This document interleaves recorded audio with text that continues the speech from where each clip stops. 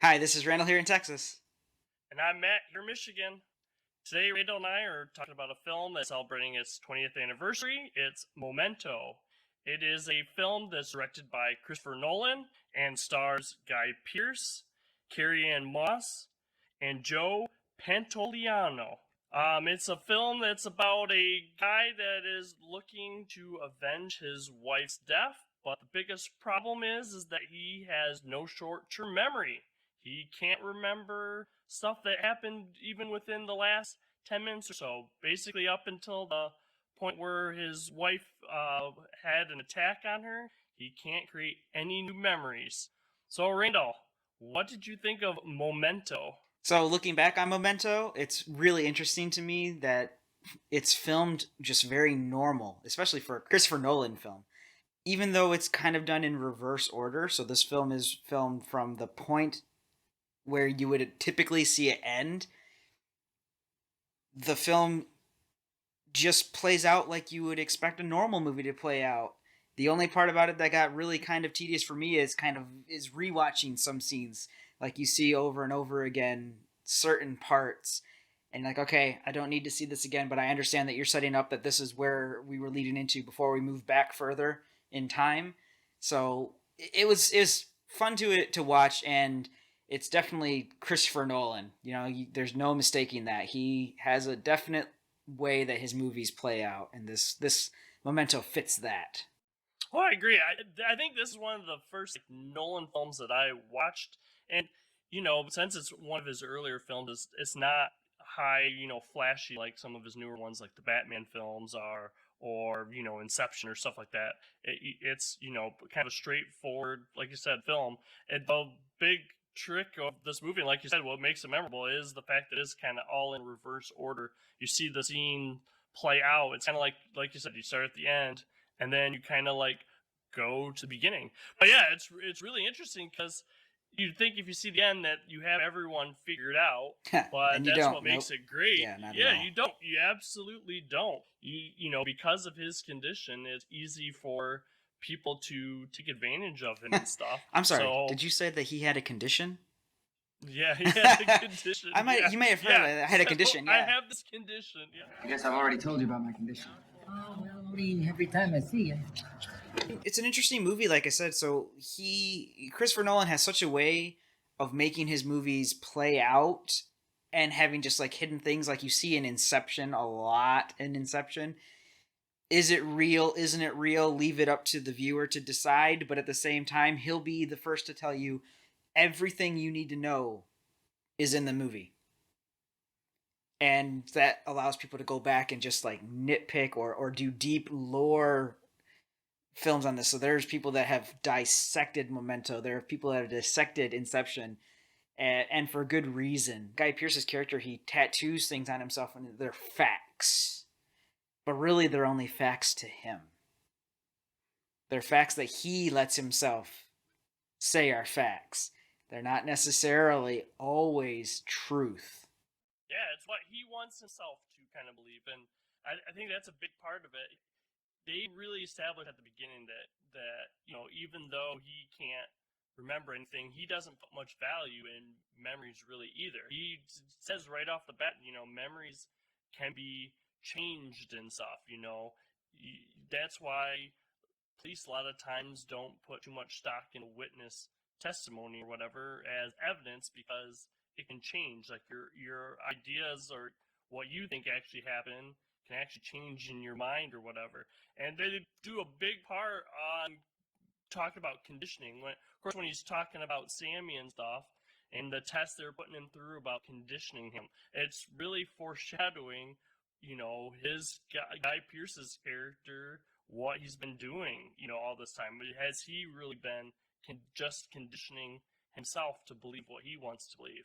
Yeah, in some way, definitely. So you get a sense in this film that I don't know that the way it ends or starts in this case that he got the right person, and that's the mystery. Usually at the end of the film, you know whether or not they got the right guy or not. And in this movie, because it's moving backwards, the mystery is, did he get the right person? I have no idea. I have no context for this character, and the mystery unravels in a completely different way. But again, like I mentioned earlier, completely straightforward. Um, it's a lot of fun to watch, and really, when you get right down to it, at the very end of the movie, the actual end of the movie, um, everything kind of switches. We're a part of the story that goes in chronological order forward, and that's all in black and white. And everything that's part going reverse is in color. And at the very end, they come together and they coalesce and they change into one, which is really really a cool effect. But in the grand scheme of things, the audience is left wondering, wait, does he remember his wife getting murdered, or is he actually Sammy? You know, or is he not? Which one is which? Who's telling the truth? Leave it up to the audience to decide.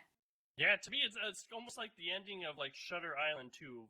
That's what I would kind of put parallels to. It's kind of like, well, does Leo really know what happened and what he did with his wife and stuff, and is he just choosing to forget kind of thing? And yeah, I totally agree. And I'm glad that you mentioned like the change in color. That's another thing I want to talk about. How too, like you said, how scenes that are going backwards or in color, and the ones that are playing forward or what are in black and white and coming together. It's really good how just that visual representation that they have in this movie, for the storytelling, just adds to it. Yeah, I would go so far as to say that a lot of people probably just didn't catch that they're in different order, or I wouldn't say order, different directions, because you're just kind of like, okay, this scene's in black and white, and you don't really think about it. And when they come together, and the black and white turns into color, and the color kind of turns into black and white, uh, it's so subtly done that your brain probably didn't even notice it. You definitely have to be on the ball when you're paying attention to that. And second viewing, third viewing, you'll probably notice it a lot more. Like, hey, I'm not just paying attention to the story now; I'm paying attention to some of the filming elements of things, and it's masterfully done. Honestly, this is one of Christopher Nolan's best films, and it's one of his very early films, and everyone should watch this if you enjoy Christopher Nolan, if you like Inception, if you like probably if you like Tenant. Tenant looks like it's going to be crazy too. Yeah, that almost seems like it has like a play backwards theme to it as well. Tenet does. And I would recommend you like watching this movie multiple times, even if you watch this movie and then wait a few years to watch it again. Because I really think it is one of the movies that's a different experience kind of each time you watch it. You really don't know the characters too much first time, so a lot of things like you're not picking up on.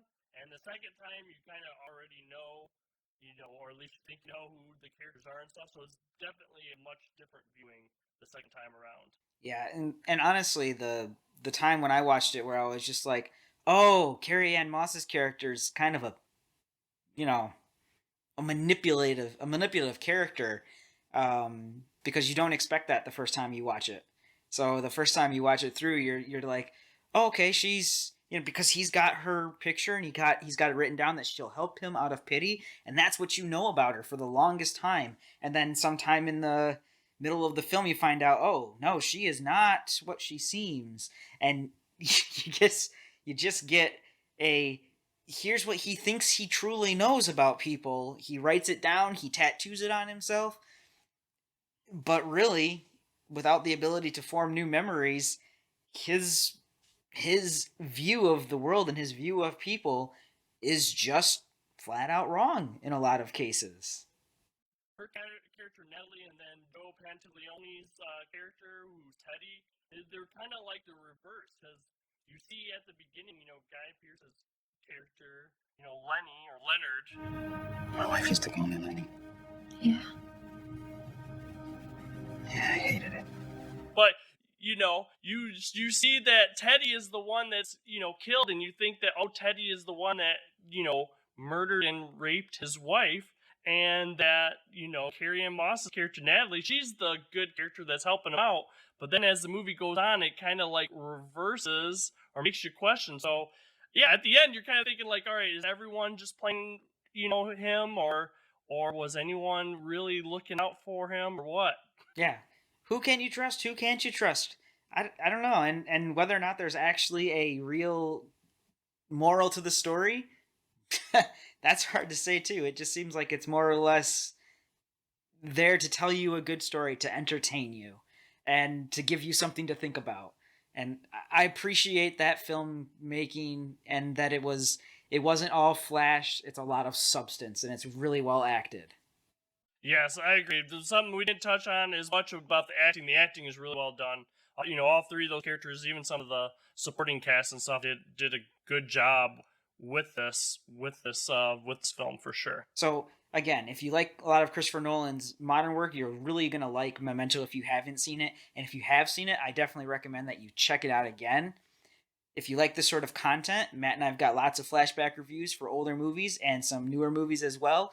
Go check out our YouTube channel and our Facebook page so you can stay up to date on things. Give us a like and a subscribe if you want to keep on seeing this content. For now, I'm Randall here in Texas.